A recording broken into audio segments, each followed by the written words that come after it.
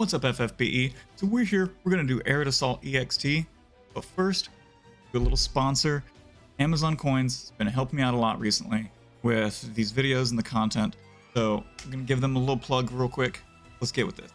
Alright, so Amazon App Store is literally like the cheapest way to buy like currency in-game. Like if you're pulling on banners like the Songstress Yuna, Berserker Riku, Dark Knight Pain. I already got Dark Knight Pain. Berserker Riku is a really fun unit. I really had nostalgia for these units, and I'm excited to like continue to pull for them. So if you guys are thinking about pulling for units like these, I definitely suggest switching to the Amazon App Store and using the link that I'll have down below. What is the Amazon App Store? It's just like you're on Google Play or anything like that. It is just a cheaper way to buy in-game currency. So if you set up a Amazon App Store account, it's literally just like going into the game and nothing really changes. It's just a different version of the client that's produced by Amazon. It's really cool. And so if you follow down, it shows like on the link here that'll be down below. You can download FFBE. It also has War of the Visions on there. And if you're already playing on a different store, it has the entire instructions right there from that little blue link of how to switch over. It has everything you'll need to know, so you can just start saving money. And this isn't like you'll save. It's like 10-20% less money. So that's really good.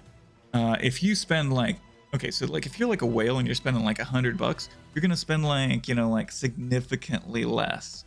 So that's really cool.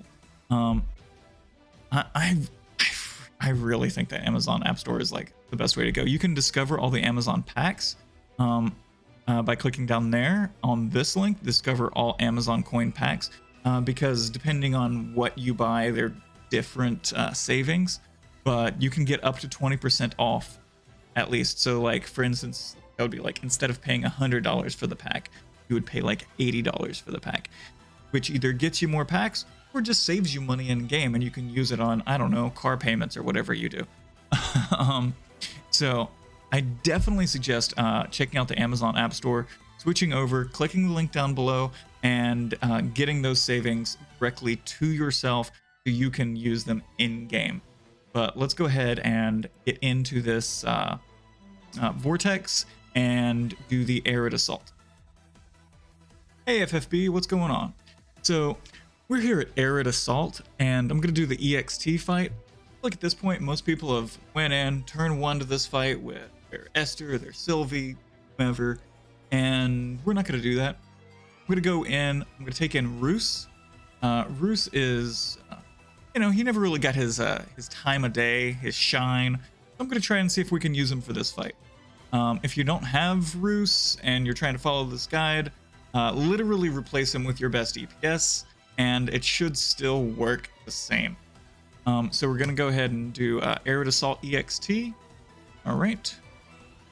Oh, yeah. So we're going to do nobody dies. We're going to do it within 5 turns and party of 4 or less. Okay, so I'm going to explain the team real quick, and then we'll go ahead and go in. So we've got Waka, who's doing defense breaks and then chaining. That's literally it. Waka does defense breaks. Rhus is our main source of damage. So yeah, he's an LB damage unit that does water damage and is good towards machines. So I figured, why not? This boss is weak to water, dark, and lightning. Its entire move set is AoE non-elemental magic damage, a fire imperil for 100%, and then AoE fire damage 3 times with accuracy. So you can't evade it unless you're using Mirage. You could put up 200% fire resistance, I suppose.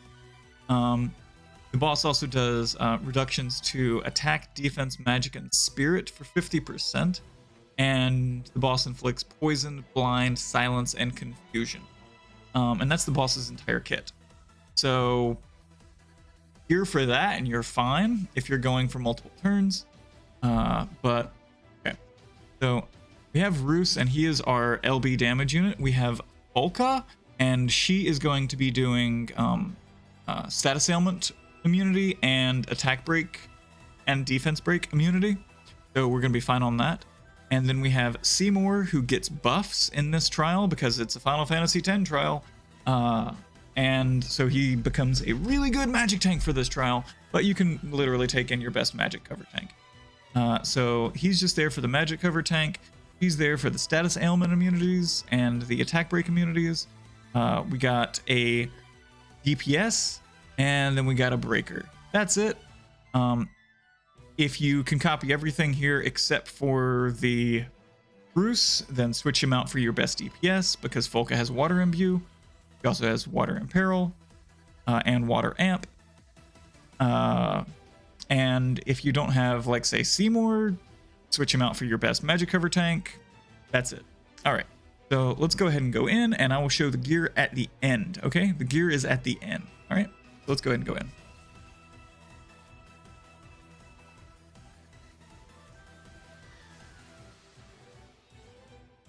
All right, so turn one with this team, a little wonky because of Rhus's cooldowns. He has all these cooldown skills that he can't use until turn 3.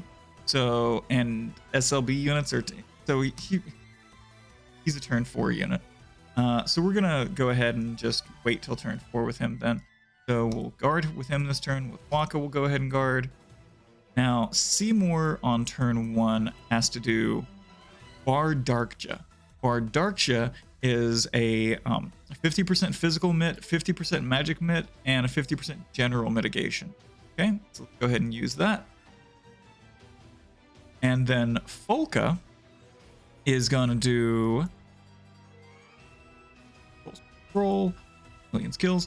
She's gonna do dual cast, and she's gonna do flowing waters, which gives us resistance to poison and silence and blind, which the boss does, and then defense and spirit parameter reduction and stop immunity, I guess, if that was needed. So all of the resistances that we might need, well, at least half of them. And then Sobering Waters does the other half. It does the confusion immunity and the attack and magic break immunity, charm if we needed it, and yeah. Okay, we'll go ahead and get all those up. Thank you, Folka. So we can no longer be confused, we can't be poisoned, we can't be paralyzed, you know, none of that shit. And we don't have the defense or attack break on us. All right, so we'll go ahead and LB with Waka on turn 2. This is a 87% defense break and 120% imperil to everything else. Yeah, Waka. Thanks, buddy. All right.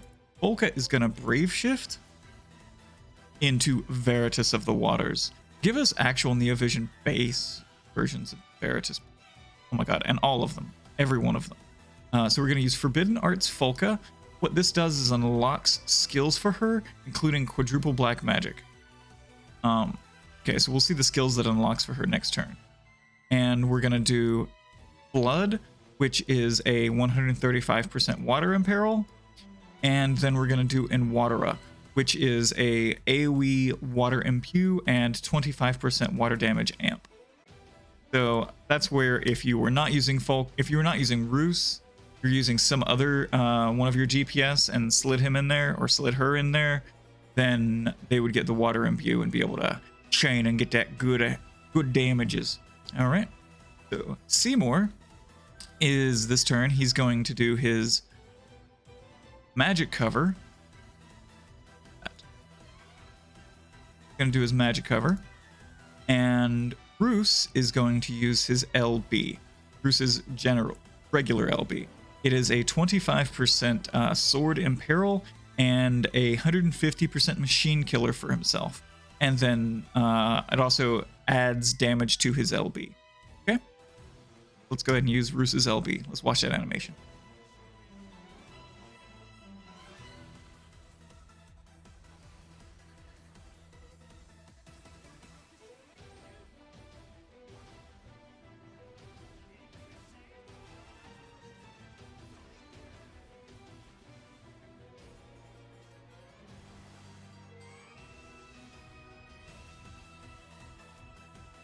All right, thank you, Rhus.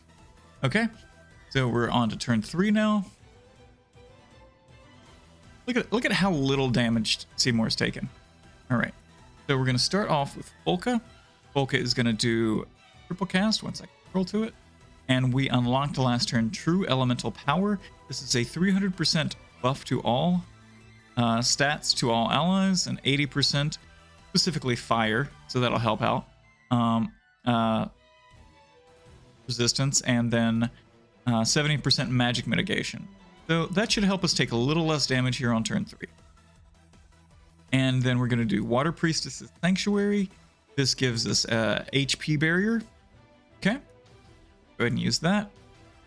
And True Aqua Prison, because we need another skill. All right.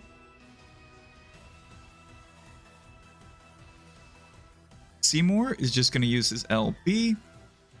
And from his LB, we are going to get a magic damage reduction of 60%. We have that general mitigation of 70 coming off of Volca, but we can get the 60% coming off of Seymour. Go ahead and use that.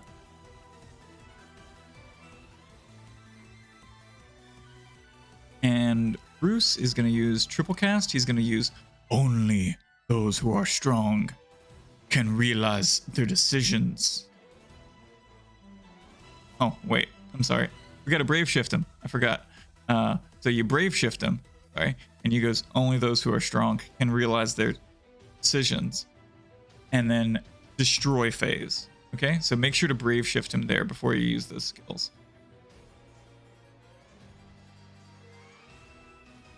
All right, so that gives him his LB, gives him lots of buffs for his LB, and he's just going to do big damage next turn now. All right, Waka. This turn, Waka really needs to figure out what he needs to do. So let's see here. We'll do attack blitzball shot. Why not?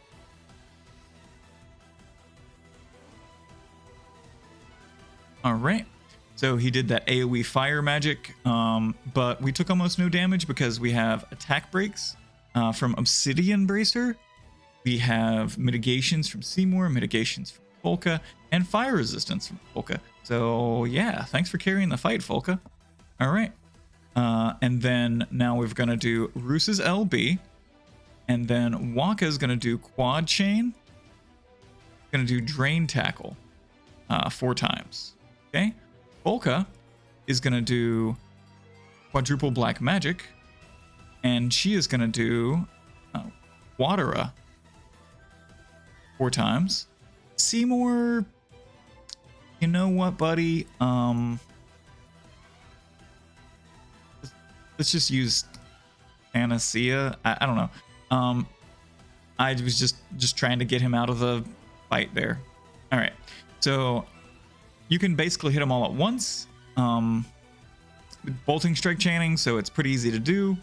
And yeah, so there's no real timing here. Just go and try to hit them all as fast as you can.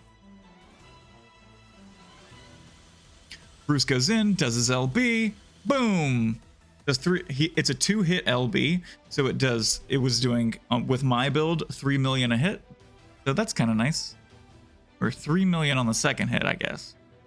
Thought it was evenly distributed damage. 4.9 is good because it's a 4,000 or 4 billion HP boss. So we did no damage with Waka. We did no damage with Volca. You know, I thought Volca's gear would have mattered, but apparently you could take her in naked. All right. We did no damage with Seymour, and we did 4.9 billion damage with Rhus. So whenever I show the gear for Volca, doesn't matter. You can take her in naked. I never looked at her score damage. Wow. Wow, she really did no damage. Okay. All right. So let's go ahead and take a look at the gear. Boop. All right. So Waka is just wearing his Trust Mastery, a ribbon in case we needed it for confusion immunity. It's really the confusion immunity that is needed. And I put Chocobo Feather accessory on him. You don't really need it. The reason I did that was for Chocobo protection, which is Guts. Leaves his HP at 1. and he's not wearing a vision card or abilities. You need more damage, put some equipment on him. All right.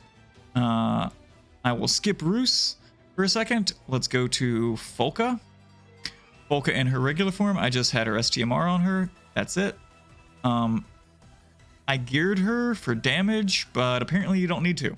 So gear her for some HP and spirit. Just literally auto gear for HP and spirit and you should be fine. You don't need any of this shit. Okay. Seymour being our magic cover tank. He has Provoke from Dancer's Celestite Diadem of Will for any single target attacks, which he definitely survives. Riku's Pouch just in case we get a little stuck with confusion or anything like that. Got the Riku's Pouch on there. It is a machine boss, so Renora's Conductor Uniform mitigates the damage from machines by 10%, and then everything else is pretty much just bulk. So yep, you got Luca's Unquestionable, Light's Vengeance, Yevon's Wisdom, etc, etc, etc, just bulky. You don't have to have Power Cut. If you have a lesser vision card or HP and spirit, then put it on, it's fine. Don't need this one specifically. All right, and let's look at Rhus. So Rhus in his regular form uses Obsidian Bracer. Obsidian Bracer gives a 80% attack magic break for 5 turns, and you have to kill the boss in 5 turns, so excellent for us, right? So starts in the regular form, so Obsidian Bracer triggers. Since he does do his LB in his regular form, I did gear him a little bit for damage, but we saw that did less than 1%, so you don't have to gear him in this form. Doesn't do anything. All right, but I will show the gear that I put on him. There we go. And then his vision card, I threw his own vision card on him because I figure if you got him, that would be the vision card you would use. But this is the craziest art on this vision card. Look at that. Like, comes in and he summons it. And then Nuclea comes. You could also use Nuclea for this, honestly. Then they're like, yeah! Okay. Then Rhus's Brave Shift form isn't naturally able to equip hats or body slot. So there's that. I'm using the TMR Pride's Shvarmagard. I used Magister's Stellacite Signet of Will for the chain cap. He only has 100% naturally in his kit, so I threw on the extra 100% there. And then I used Equip Heavy Armor to put on the Blue Jacket. And then the rest of it's just building LB percent, because pretty much caps out on Machine Killer naturally. Take a look. There's the pots. There's the attack percentage. See, I didn't even cap out on equipment or regular attack percentage. Machine Killer 300%, just literally caps out on Machine Killer. Can only equip swords. In his regular form, Rhus does a Sword Imperil, so that's nice, and keeps with the sword in the second form. Okay. Hopefully this little guide helped you guys out. See you guys next time. Much love. Peace.